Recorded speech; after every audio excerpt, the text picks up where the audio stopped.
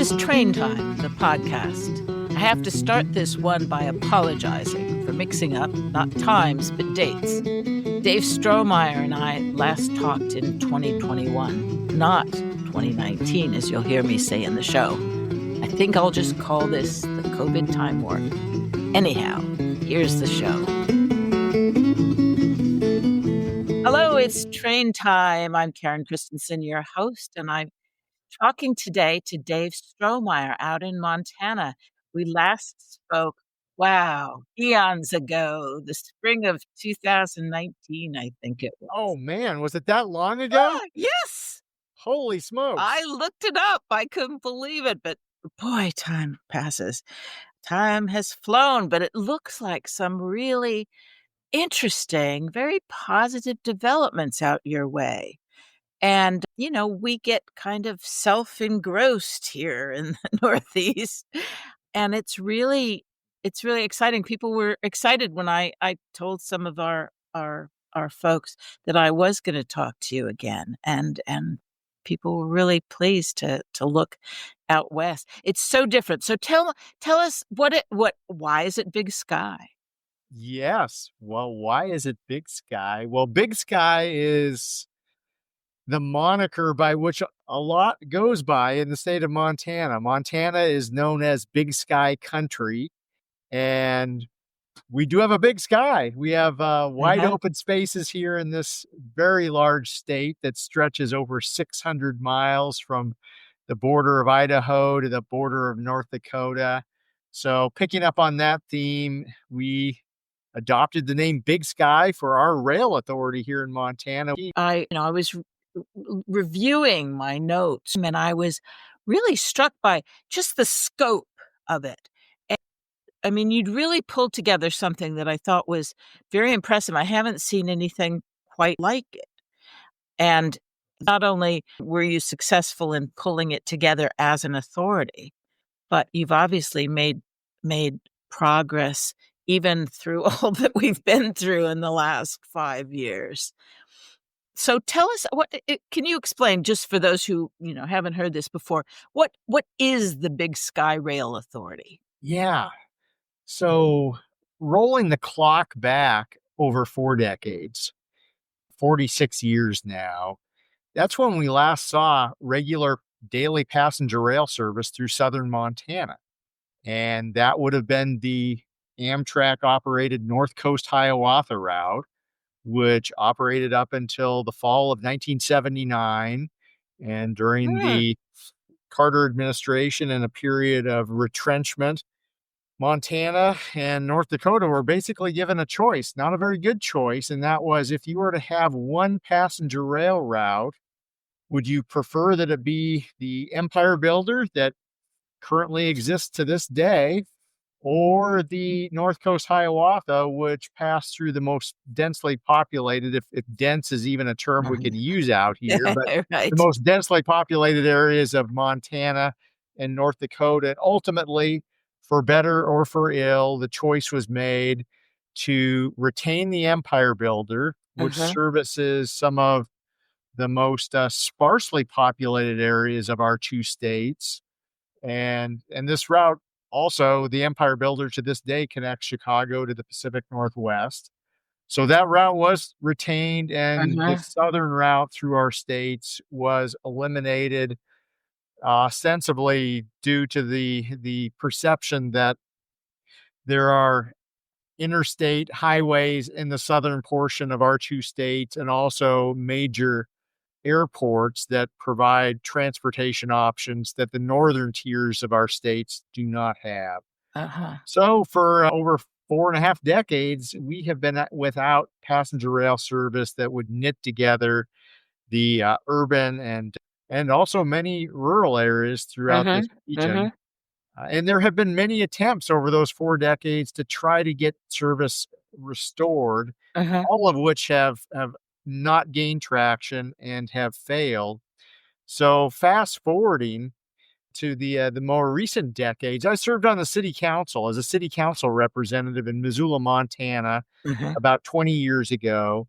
And similarly, we tried to gin up some excitement and energy to Oh, I see. restore So, yeah. passenger rail service. But again, that did not ultimately gain the traction we needed. We had isolated, siloed communities that were working on this effort, but we just did not gain the momentum necessary to propel this initiative forward.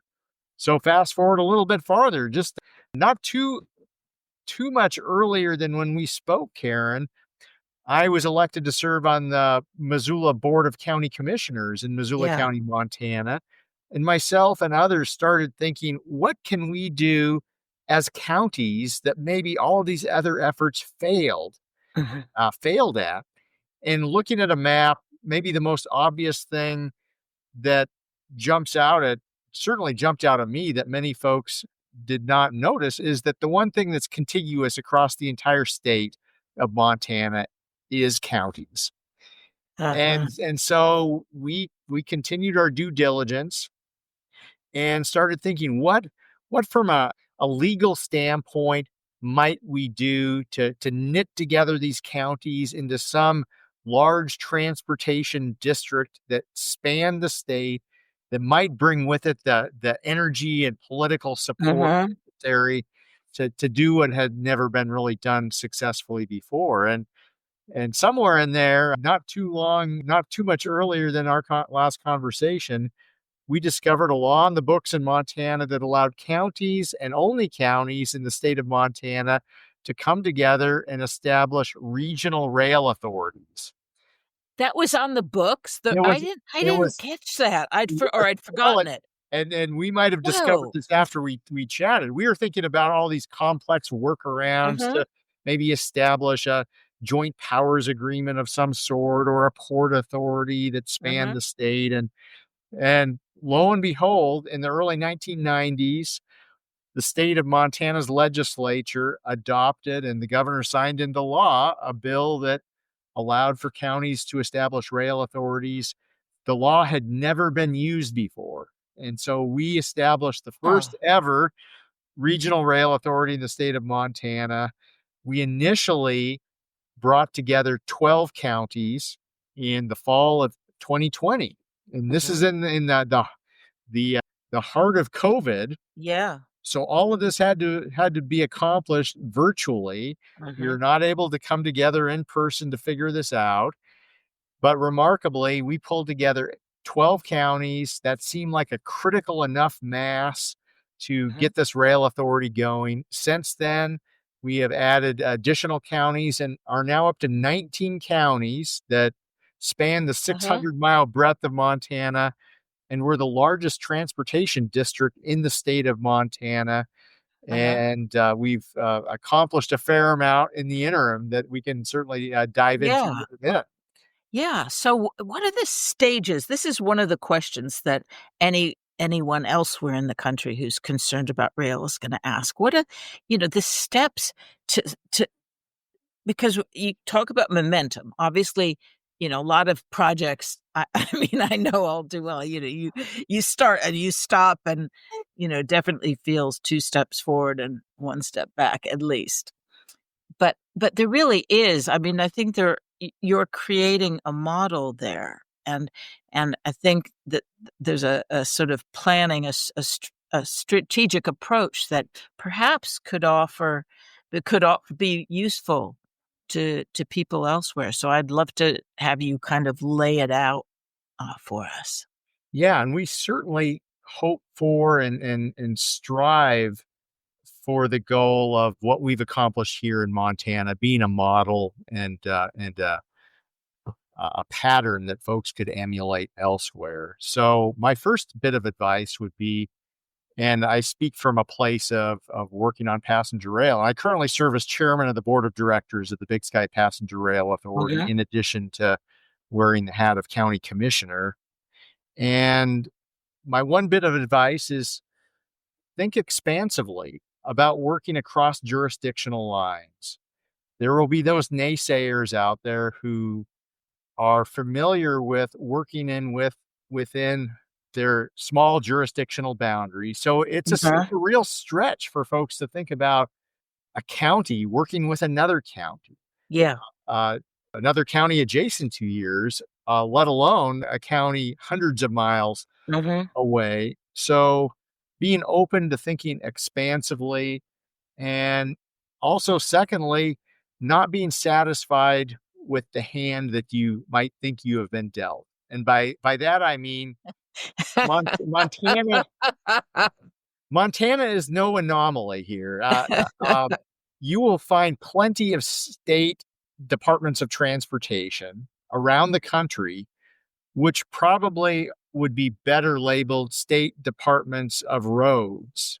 Yes. And they might not have an expansive vision of what transportation could mean in the 21st century. And it would be easy enough, and I think a lot of folks are maybe discouraged by that and think, well, I just need to keep hammering away at the same thing, hoping for Mhm. different results. And at some point we became dissatisfied with that outcome. And so we felt like we needed to create something new. And in fact, this is what this is part of our genesis story as the rail authority, in that we began as a and we are a government entity. We're a subdivision of state government in Montana. Uh-huh. We're not a Mhm. nonprofit, but we began as a quasi advocacy organization, even though we were a government agency, because we Uh-huh. had nothing, and we needed to advocate for our goals and our efforts and distinguish ourselves from the State Department of Transportation, which did not really see its role and purview as inclusive of passenger rail. So being willing to be Ah, that's expansive in your interesting. vision, working cross jurisdictional lines, not being satisfied with what you perceive as the hand that you've been dealt by either federal or state governments, and being willing to be open to possibilities. Mhm. And what is your when you started out, has your objective changed at all? I mean, how many trains do you want to see running? Yeah, our objective has evolved over the past 5 years that we've been in existence, and we're coming up on our 5 year anniversary in November Mhm. of this year. And we've shifted from using the word restore to renew.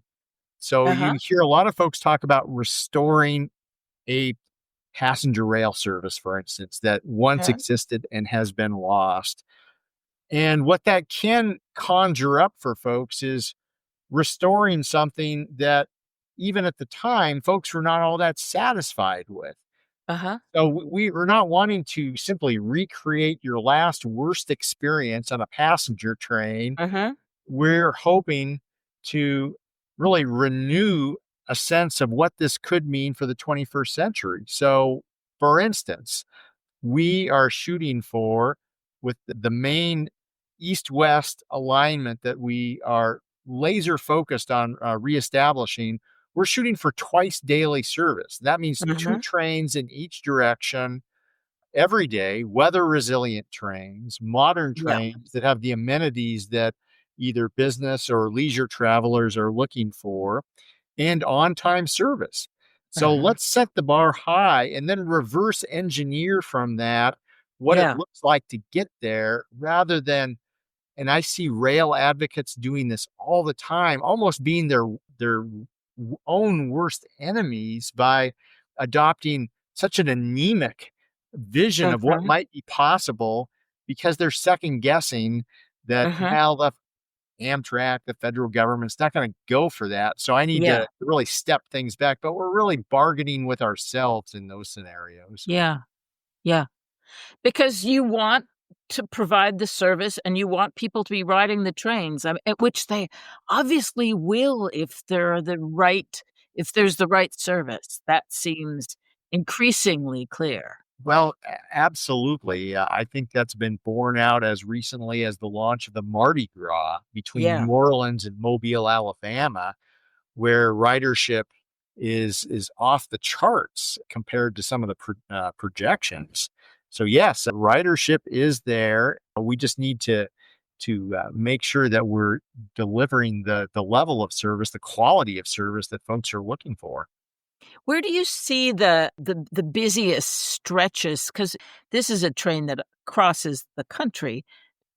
Does North Dakota factor into what you want to see accomplished in Montana? Yeah. So what we are endeavoring to accomplish is something that has never happened before, and that is bringing back a discontinued long distance passenger rail route. Mm, Now, federal law defines long distance routes as over 750 miles in length. mhm, Currently, there are 15 long distance routes in the United States. They're all operated by Amtrak. mhm, And the route in question here that we are the sponsor of is now being called the Big Sky North Coast Corridor, former mhm, North Coast Hiawatha route. It will connect Chicago to the Pacific Northwest. So it traverses the states of Illinois, Wisconsin, Minnesota, North Dakota, Montana, Idaho, and both the state of Washington and mhm, Oregon, just uh, depending on where the final route mhm, is aligned. So 23 over 2,300 miles in length, 8 states. This is a federal undertaking because these long distance routes over 750 miles in length are a federal responsibility. They're not what you might see in shorter distance corridors where state governments bear the brunt of mhm, bankrolling those. And it's a logistical challenge, certainly working across that many jurisdictions. But again, the advantage is in our case, this being a federal undertaking, we don't need the approval of every state along this route uh, mhm, to endorse this. Certainly, we would mhm, welcome that, but mhm, that would not be necessary any more than you would have to have the approval of every state currently that's crossed by one of those 15 long distance routes for Amtrak to run its train over mhm, those alignments. mhm, mhm, and there is freight running on that line There now. there is, and that's an important piece of all of this, an important piece of our messaging is that for too long, many conversations would lead you to believe that there is necessary opposition between freight and passenger operations, as if these things are incompatible and it's a zero sum game, such that if passenger rail service is introduced on a line, then that means that freight is the loser. And what we're saying, no, a concept that we've embraced that is used by the Pacific Northwest Economic Region up in our neck of the woods is the concept of high performance rail. And that Mhm, means maximizing the efficiencies for both freight and passenger operations such that there's actual synergy between the two. mhm, Investments that we will be making for passenger trains will ultimately benefit the functioning, the efficiency, and the service capacity for freight operations also. mhm. 'Cause obviously rail lines can handle many trains. I mean, they're obviously much busier lines than having 2 trains each way a day. So, it's a matter of having them run and signaled properly. Well, it is. So in our case, we will be kicking off later this fall the process to develop a service development plan for this Yeah. corridor. And as part of that, we'll be doing analysis of what are the infrastructure investments necessary to accommodate both freight and passenger trains. And all of this has been part of our messaging from the very beginning and is one reason why I think, and this is another lesson for folks who are maybe fishing around for some similar mechanism as what we stumbled on to create Mm, a rail authority or something like that. And that principle is the really broad-based political support and appeal for passenger rail and the mhm, understanding by some, many actually, not enough currently, but we're working on this, but the understanding that freight and passenger trains don't need to be opposed to one another mhm, and that mhm, we can do those two things at the same time. And how are you handling the messaging? Because as you say, you have a very large territory of all these counties and very different, you have you have some bigger cities and then you have very rural areas. Figuring out where the stations would be, talking to these different, obviously different stakeholders. How are you actually doing that? One of the real remarkable things about the establishment of the Big Sky Passenger Rail Authority, and this is something that I would hope would give encouragement to those out there who are looking to create a mechanism like ours to move passenger rail initiatives forward, is that this truly has been a bipartisan support and bipartisan supported initiative in the state of Montana and in the entire region for that matter. If we were to roll the clock back a number of years, think about the bipartisan infrastructure law, Mhm. the IIJA, Infrastructure Investment and Jobs Act. In that piece of legislation, a portion of which we helped draft some of the language that went into the direction to the US Department of Transportation to do a study of long distance Mhm. routes across the nation, the Amtrak Daily Long Distance Service Study. And that that happened. Mhm. That's a big deal. And after many years of planning and actually doing the analysis, the Federal Railroad Administration in January of this year rolled out that report, and it recommended actually 15 new or restored long distance routes, one of which is our corridor, which is a big win for us. Yeah. But what we found in the lead up to all of that was we had letters of support from both Republicans and Democrats in the US Senate across this entire corridor. Uh, Mhm. and if you think about the states of North Dakota and Montana that are really at the epicenter, the geographic epicenter of this corridor, these are deep red, Yeah. deep conservative states, yet nonetheless across those just vast political divides between our state and maybe other state representatives, we saw unanimity in Mm. the value of passenger rail as critical infrastructure. And one of the, I would say, one of the kind of easy, close at home examples for us is the Empire Builder. This Mhm. again is a long distance route that Yeah. operates through our respective states. And it's a lifeline to some of the small rural communities in our state Mhm. and lifeline literally for those seeking medical services, but also for the economic vitality of those communities. Mhm. So we saw that example close at home, and it resonates across the political spectrum. If you use our rail authority as a microcosm of the opportunity for thinking in a bipartisan fashion, we have 19 counties in our rail authority. The vast majority of those counties, deep red, highly conservative, Republican dominated counties. So I would hope that that would disabuse folks of the notion that support for passenger rail is merely some uh, uh, democratic, progressive, blue political thing that you find on the coasts of the United States. Yeah. Not Yeah, that's why I was so eager to talk to you because we were wondering if rail might provide some of the common ground that we need, and especially the bit of rail that I'm most interested in goes from Massachusetts into Connecticut and then New York. And the part of Connecticut we go Massachusetts is very blue, but the bit of Connecticut we go through has a I wouldn't say it was deep red, but if certainly we have Republican legislators there. And we do need to so anyway, that's kind of spurred my thinking and made me realize that you were the guy I needed to talk to.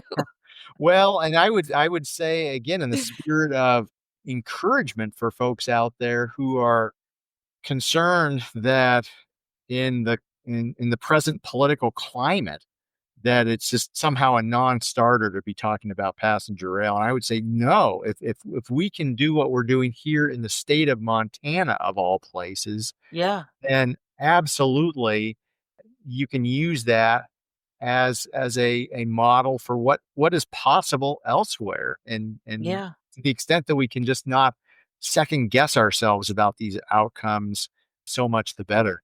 yeah. That's great. So what are the next steps out there? Or what are you waiting for? What happens now? Yeah, so it's an exciting time. So in 2019, we were just barnstorming across the state, trying to dredge up support for this concept of coming together as counties to establish a rail authority, to actually establishing this regional rail authority, to advocating for legislation that would move this initiative forward, to now we've really reach an inflection point in the life of the rail authority, and we've become a bona fide rail planning agency.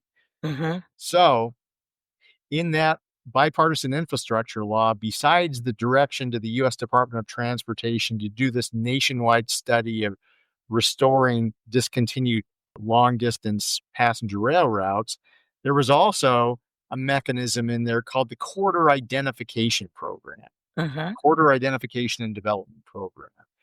And whereas the long distance study simply identified a list of preferred routes to be restored, the Corridor ID program is the mechanism by which the Federal Railroad Administration is moving projects, intercity passenger rail projects, from concept into design to the mhm, of implementation. So I'm pleased to report that this long distance corridor that we are working on, the former North Coast Hiawatha route, mhm. Big Sky North Coast corridor, is the only new long distance corridor in the entire United States that was included in the program. Out of 69 Wow. corridors, ours is the only new long distance corridor. So we chalk that up as a win for No kidding. scrappy, bootstrapping, brand new rail authority such as ours. And so this program is structured in three different steps. The first Mhm, step, which we are just wrapping up, is simply scoping, developing a mhm, scope, schedule, and budget to create the service development plan for the route. And mhm, that is step two, the service development plan. That's going to be about a 2 year long process, we estimate. And that would be followed by preliminary engineering and NEPA, or environmental mhm, analysis. So we've got a solid 3 or 4 years probably worth of planning ahead of us. And parallel to all of that, and your listeners might be aware of this, but the way federal funding flows to transportation projects, surface transportation projects, is through what's called the Surface Transportation Authorization. mhm, This is a bill which in the last administration was kind of nestled within the bipartisan infrastructure law. Doesn't necessarily have to be that way, but currently Congress is working on reauthorization. mhm, The current authorization ends in September of 2026. mhm. Next 5 year, and it is an oddity in that it's a 5 year authorization which spans administrations. Huh. The next authorization will be again in October of next year. So we're busily at work with our delegation in Congress here in Montana and across the nation for that matter, working on language that would be in there that would really provide a glide Mhm, path for full mhm. implementation of not only our corridor, but other long distance corridors in the nation. It's just an amazing thing to see, the idea of renewing these routes. It really fits in with what's going on. I'll send you the article, the Financial Times article that is saying it's time for rail. I Well, mean, it's it is, and even here in the US. it's time not to be shy of superlatives. So we hear the we hear from the mouth of the president of the United States, even talking about big, beautiful infrastructure. Well, Mhm. the case that we are making is this is exactly the definition of that. Yes, There might absolutely. there might be Big in every sense, and yeah, and through we beau put a human being on the face of the moon in a decade in the 1960s for crying out loud. There's no reason why if we put our minds to it and use some innovation and a little bit of intestinal fortitude here, that we could get a train running on planet Earth in less than that. Right, right, right. Oh, it's very exciting. I was in China in June and riding the trains there, and, you know, it often feels a bit discouraging when I do that. But things like this, stories like this, projects like this make me feel really much, much more excited about what's happening here. I'm really glad to have a chance. I think this will be very useful to other folks because there are still so many initiatives, smaller initiatives, but with some of the many of the same challenges you face, actually. Um, Well, and I would say absolutely. I could not agree with you more that we're by no means unique here in our circumstance and the challenges that we have faced, and in some cases the challenges that we've been able to overcome. And and I would say, besides thinking expansively, thinking cross border, cross jurisdictional, another piece of the puzzle is, and also not second guessing ourselves as far as mhm, what might be mhm, possible. Don't underestimate the power of relationships, mhm, because geographically, for folks not familiar with Montana, the county in which I serve as a commissioner is a bright blue dot in a sea of red. And uh-huh. and so I am not always the most effective messenger for everyone Uh-huh. who we want on board with this initiative. So think about how to cultivate relationships with folks who you might be able to find common ground on, and maybe some of those individuals will be your ambassadors and messengers to the ultimate audiences that you want to reach somewhere.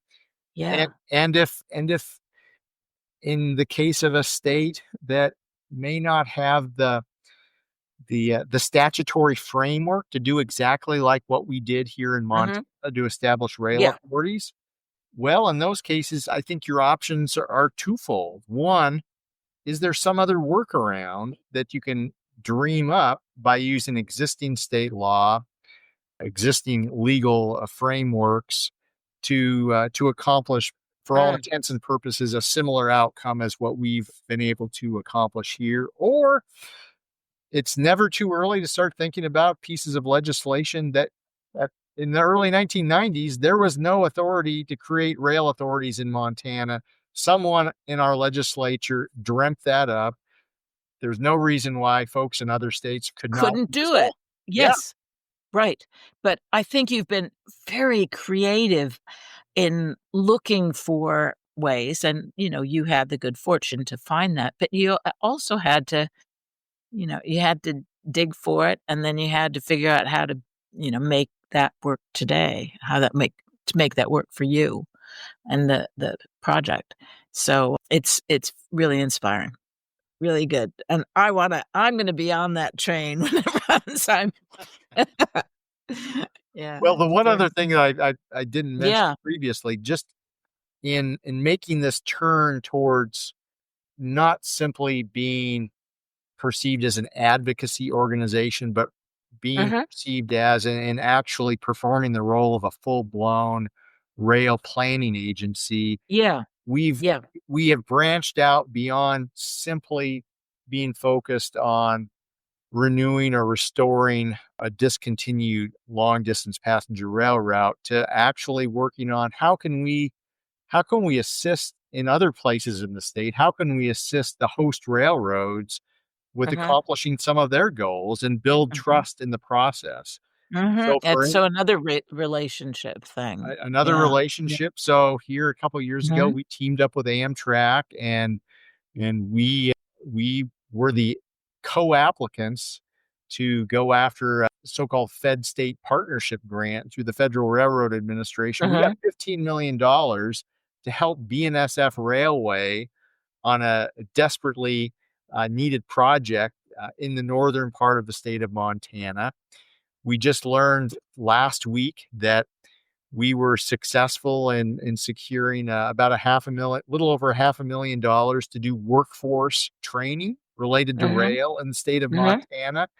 So thinking about how we can not only well we how we can not simply be fixated on the thing that we are most eagerly Uh, anticipate, the restoration of passenger rail, but trying to think a couple steps down the line, how can we be sure that we have the qualified and educated workforce to work in the rail industry that will support what we are doing?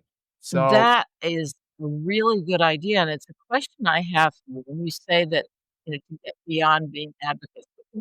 What I've seen a lot of is there are advocacy groups who pester the legislators, and it ends up and the legislators try to keep them calm, keep them happy, give them little sign, but it's not in terms of actually accomplishing things.